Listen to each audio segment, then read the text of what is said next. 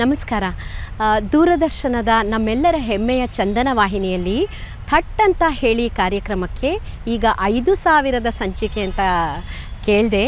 ಇದು ನಿಜವಾಗ್ಲೂ ನಮ್ಮ ಕನ್ನಡಿಗರಷ್ಟೇ ಅಲ್ಲ, ಭಾರತೀಯರು ಹೆಮ್ಮೆ ಪಡುವ ಕ್ಷಣ ಅಂತ ಅಂದ್ಕೊಳ್ತೀನಿ. ಯಾಕಂದರೆ ನನಗೆ ತಿಳಿದಿರೋ ಹಾಗೆ ಭಾರತೀಯ ಇನ್ಯಾವುದೇ ಪ್ರಾದೇಶಿಕ ಭಾಷೆಯಲ್ಲಿರಲಿ ಮತ್ತು ಜಗತ್ತಿನ ಯಾವುದೇ ಭಾಷೆಯಲ್ಲಿ ಒಂದು ಕಾರ್ಯಕ್ರಮ, ಅದರಲ್ಲೂ ಹೀಗೆ ರಸಪ್ರಶ್ನೆ ಕಾರ್ಯಕ್ರಮ 5,000 ಸಂಚಿಕೆಗಳು ಯಾವುದೇ ಅಡೆತಡೆ ಇಲ್ಲದೆ ಮುಂದುವರೆದಿರೋದು, ಇದು ಒಂದು ಅಪರೂಪದ ಒಂದು ಅನುಪಮವಾದ ಕ್ಷಣ ನಮ್ಮ ಪಾಲಿಗೆ ಸಿಕ್ಕಿರೋದು. ಬೇರೆ ಎಲ್ಲೂ ಇಲ್ಲದೆ ಇರೋ ಸಾಧನೆಯನ್ನು ನಾವು ಕನ್ನಡದವರು, ನಮ್ಮ ಚಂದನ ವಾಹಿನಿ ಸಾಧಿಸಿದೆ.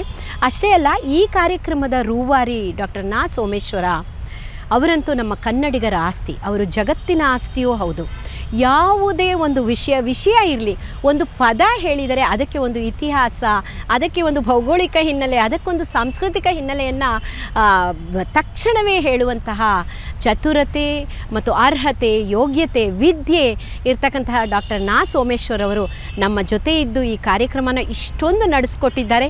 ಇನ್ನು ಮುಂದೆಯೂ ಅವರು ಸತತವಾಗಿ ನಮಗೆ ಹೀಗೆ ಕಾರ್ಯಕ್ರಮ ನಡೆಸ್ತಾ ಮಾರ್ಗದರ್ಶನ ಕೊಡಬೇಕು. ಆ ನಿಟ್ಟಿನಲ್ಲಿ ನಾನು ನಮ್ಮ ಕನ್ನಡಿಗರಿಗೆ, ಭಾರತೀಯರಿಗೆ, ಚಂದನ ವಾಹಿನಿಗೆ ಥಟ್ ಅಂತ ಹೇಳಿ ಕಾರ್ಯಕ್ರಮದಲ್ಲಿ ಈಗಾಗಲೇ ಯಾರ್ಯಾರು ಭಾಗವಹಿಸಿದ್ದಾರೋ ಎಲ್ಲ ಅಭ್ಯರ್ಥಿಗಳಿಗೂ ಧನ್ಯವಾದ, ಅಭಿನಂದನೆಗಳನ್ನು ಸಲ್ಲಿಸ್ತೀನಿ. ಜೊತೆಗೆ ನಮ್ಮ ಡಾಕ್ಟರ್ ನಾ ಸೋಮೇಶ್ವರ ಅವರಿಗೆ ನಮಸ್ಕಾರಗಳು.